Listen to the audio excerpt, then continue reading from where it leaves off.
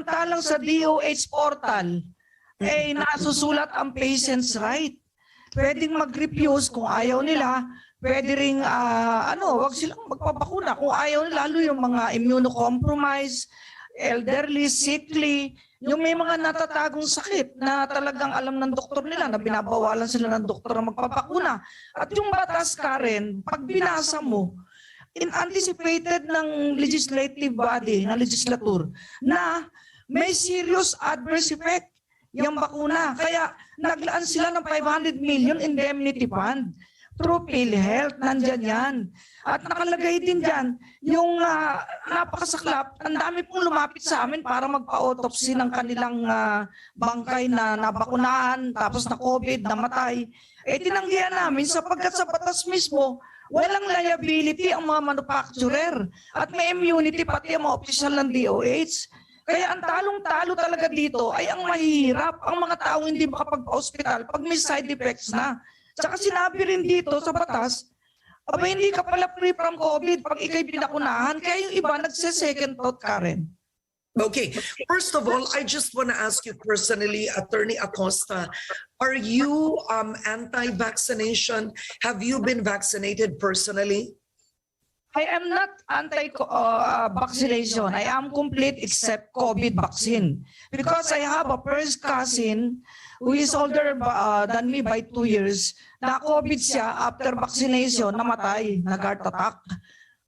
Namaga yung puso niya. And then, my friend in the media, former Veritas manager, tumawag sa akin 2 days before, Chief, bakunado ako, 2 shots, pero ngayon nasa hospital ako, may COVID. Sabi ko, padalang kita ng gamot. O sige, padala mo ako Lianua. O so namatay siya. So hindi, ako talaga, may second thought ako. I'm waiting for a protein-based vaccine, COVID vaccine.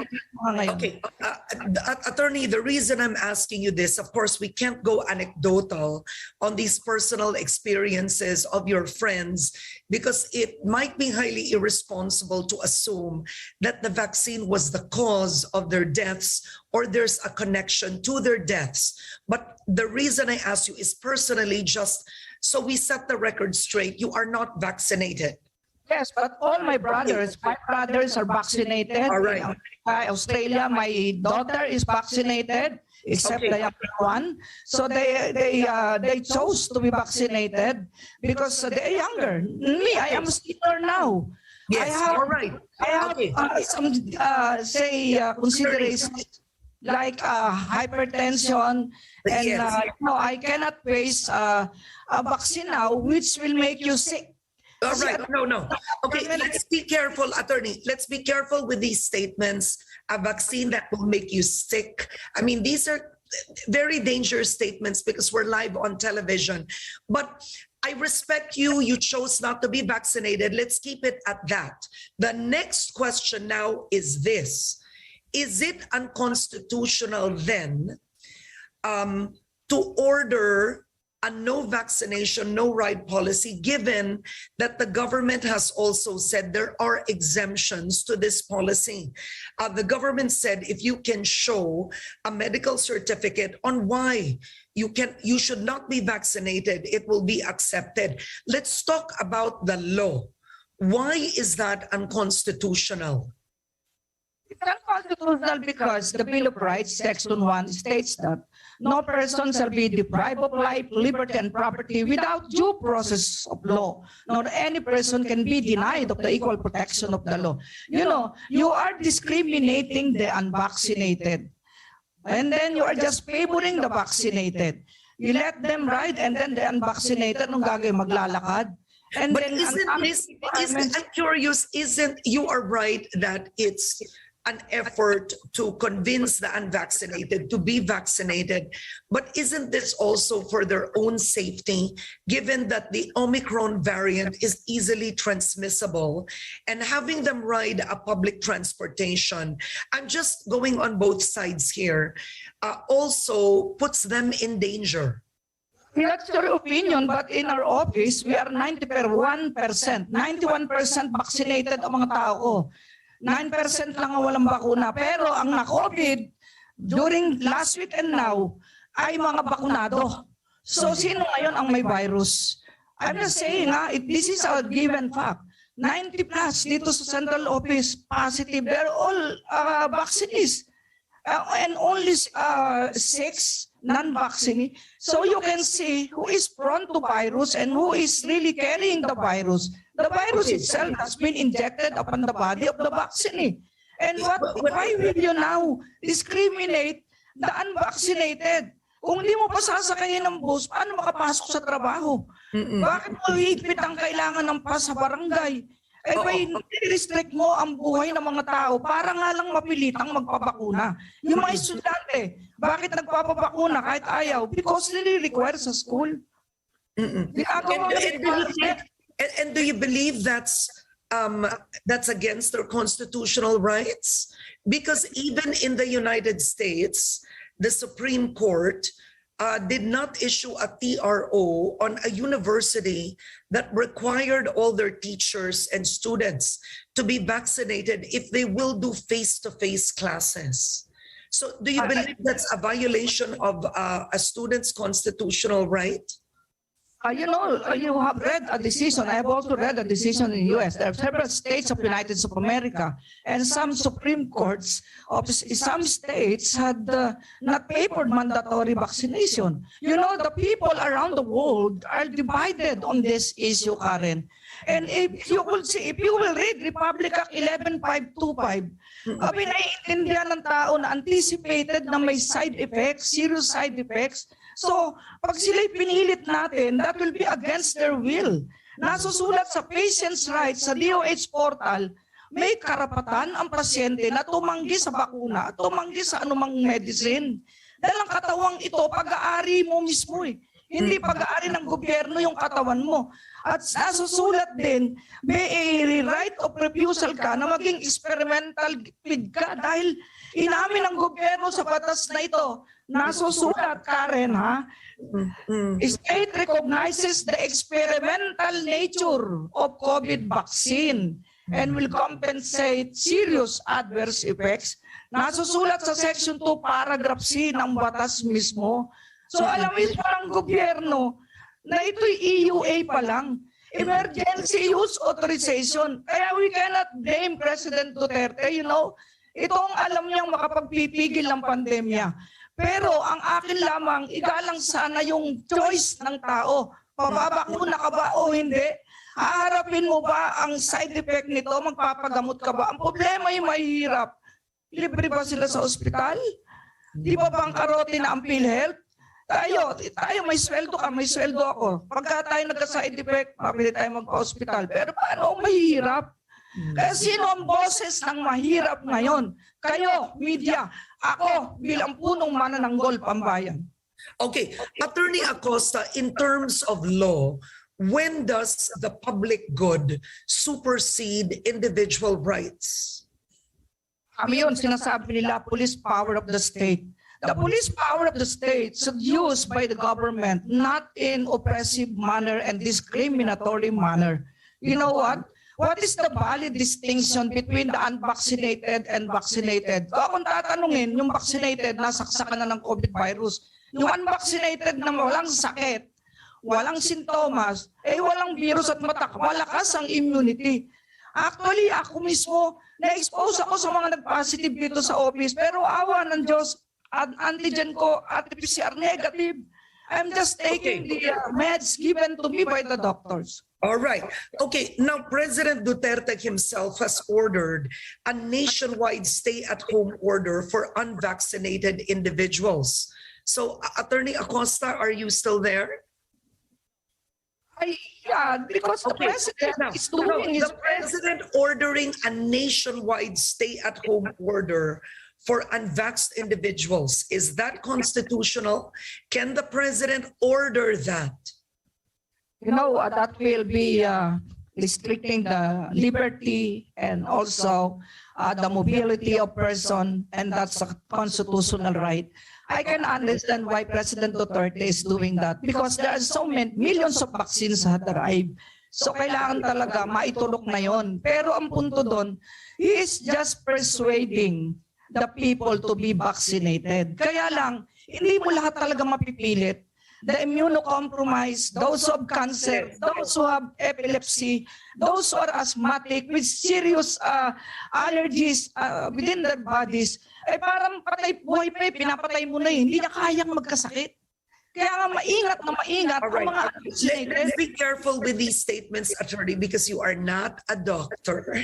I'm not a doctor, yes, but let's we move on. not be a doctor, but we could understand the terms of the doctor. Yes, Because okay. not But all attorney, Filipinos are doctors. let us stick with your expertise, which is the matters of law.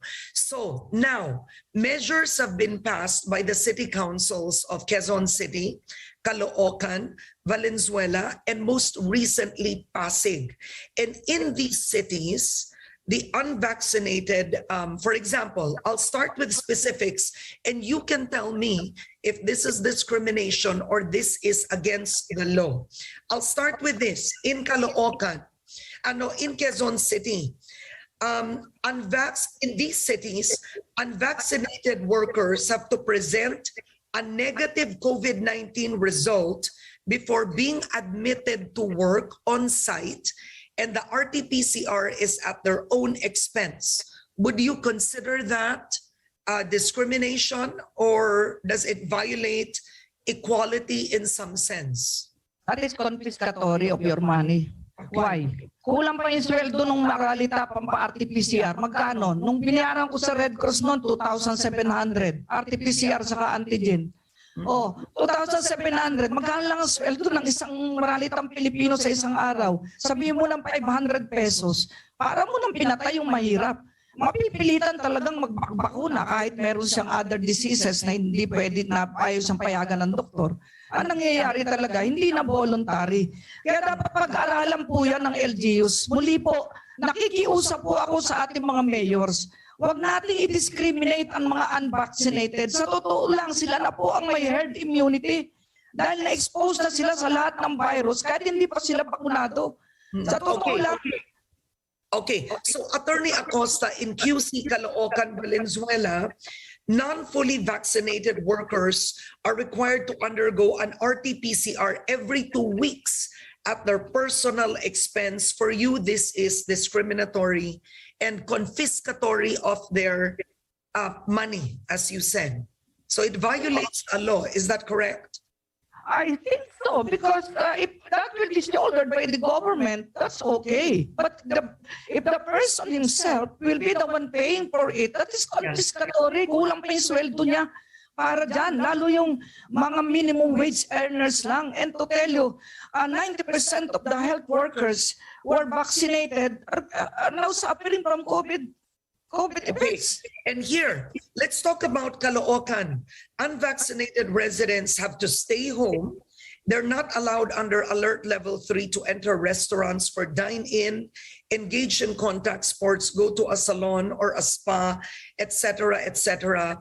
In Caloocan, the unvaccinated residents also cannot take public transportation unless for essential goods, services like buying food, water, and medicine. So clearly, in certain cities, and I'm citing Caloocan here, it limits the movement of the unvaccinated. Does this violate any law? That is, you know what, you could see, not all mayors are issuing those kind of ordinances. Pailan-ilan lang. Kasi maraming mayor na abogado pa rin at nag-aaral ng law. Alam nila ang Bill of Rights. Sa totoo lang, ang dami na namang nabakunahan. Kung choice nila yon, bakit mo pinagdidiskitahan ang unvaccinated? May mga bakuna tayo, milyones, di ba ipambubuster pa nila? Ilang booster, ilang dose. Eh hindi naman ano yan, hindi yung lahat ang gusto, turukan nila. Pero yung mga unvaccinated na wala namang sakit, huwag nilang i-discriminate. Yung may sakit, ayan, pa-stay home, quarantine. Pwede yun. May rason. Pero malakas pa sa kalabaw, unvaccinated, i-restrict mo mobility, that's highly unconstitutional. Okay, so my next question now is, there are also penalties in this city, in these cities. 2,000 for the first offense. In Caloocan, it even has 7 days imprisonment if an establishment or an individual violates these ordinances. on if you are unvaccinated and you violate these ordinances? What do you make of financial penalties and also imprisonment? You know, para lang ganito yan eh. No person shall be imprisoned by reason of this death. Utang. Hindi ka lang nagpabakuna, parusahan ka. Ano yan? Ang tao may logic. Hindi kailangan maging doktor, maging abogado para maintindihan ang logic. Dahil anumang ordinansa, dapat may puso. Ang isang batas, dapat mayroong noble intent. Hindi yung, sige, gantuin natin para magpapakuna silang lahat. Huwag naman ganyan, walang ganyanan. Sino magsasalita para sa mahihirap? Tayong nasa media at ako mismo nagsasalita para sa kanila. Yung bang mayor, kita mo, sumasaludo ako, wala silang ganyan. Ilan lamang. Sir Malapitan, thank you po doon sa sinabi mo, may health break ang mga estudyante, tama po yun. Okay. Pero yung bigay kayo ng parusa, kulong, kaya hindi nagpapakuna o lumabas, ay naku, kasalanan po sa Diyos yan, Sir Malapitan. So, Attorney Acosta, clearly, you're making yourself clear. You find these measures punitive in nature, punishing those who choose not to be vaccinated. But isn't this coming, frankly, from the president? Isn't this coming from the president himself? This is why these orders, this is why the DOTR issued that. This is why LGU's city council started that. It came from the president. I respect the president. He is like a father to us. Yeah, but why would you then criticize his order? No, he's just doing his best so that the people will be saved from the pandemic. Yan ang moving factor kay Pangulo. Kaya naintindihan ko siya. Yeah. Pero So hindi niya is he sinasabi na lapagin niyo ang konstitusyon. Wala siyang sinasabing ganun. Wala siyang sinabing lapagin niyo ang batas. Ang parang tatayan, minsan, anak, pag may ginawa ka, paluin kita. Pero hindi ka naman pinapalo. Ganun lang yun. Parang tatay, si tatay Digong, ganyan lang yan. Pero pansinin mo, hindi lahat ng mayor may ganyang ordinansa. Dahil ang ordinansa dapat may logic at hindi dapat repugnant to the Constitution and the law. That is highly repugnant. Okay. Last words. Will you take this to the Supreme Court, Attorney Acosta? You know, there are many groups who are now preparing to ask for the declaration of unconstitutionality of any mandatory or indirect mandatory vaccination. Meron na. Hindi na kami makikialam dyan. Kaya lang ako napilitan ka rin na magsalita. He takes sa comment, request ng mga tao na magsalita na si Fauci.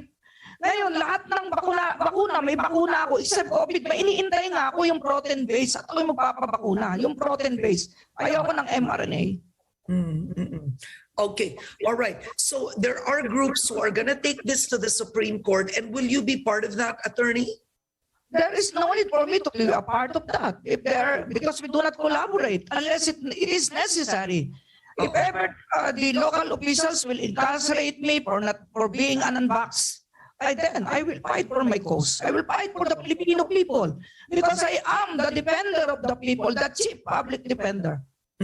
Okay, my last question is, what is the better way?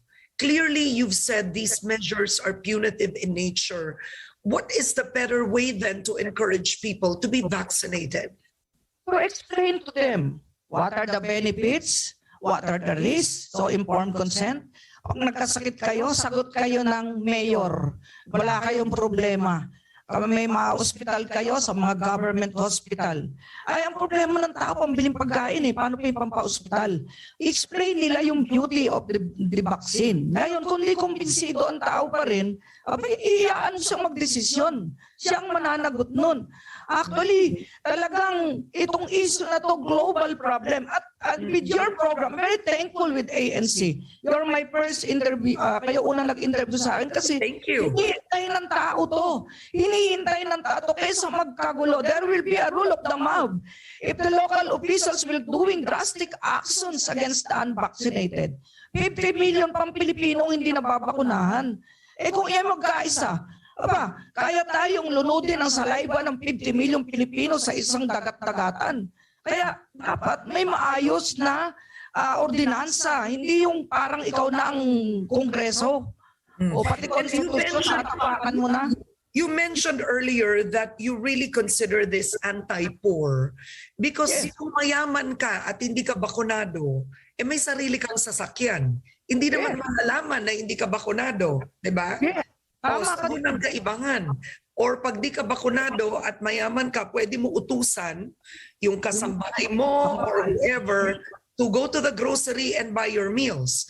Pero sa mahirap, yun ang problema. Problema ang mahirap. Hindi ka makasakay tricycle kasi wala kang vaccine card.